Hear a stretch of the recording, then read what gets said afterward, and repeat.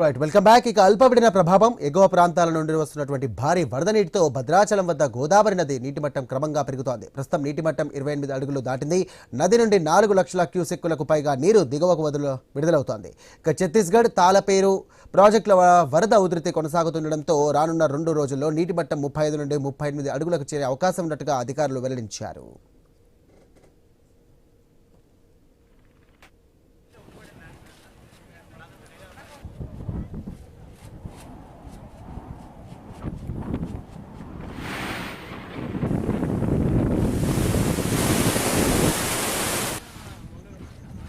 ఛత్తీస్గఢ్ రాష్ట్రంలో ఏర్పడ్డ అల్పపీడన ప్రభావం వల్ల దానిని ఆనుకొని ఉన్న జిల్లాల్లో కూడా 3-4 రోజుల నుంచి భారీ వర్షాలు కురుస్తుండటం వల్ల ప్రాణహిత, ఇంద్రావతి నదుల ద్వారా దాదాపు 2 లక్షల క్యూసెక్కుల నీరు మనకు భద్రాచలం గోదావరి వైపు ఇటు ప్రవహిస్తున్నది. అట్లానే కాళేశ్వరం, మహారాష్ట్ర, ఆదిలాబాద్ జిల్లాలో కురుస్తున్న వర్షాలకు 1 లక్ష క్యూసెక్కుల నీరు కూడా ఇక్కడ కలుస్తుంది. మొత్తం కలిపి దాదాపు 3.5 లక్షల క్యూసెక్కుల వల్ల గోదావరి నిన్న సాయంత్రం 16 అడుగులు ఉన్నది, ప్రస్తుతం 28 అడుగులకు చేరుకున్నది.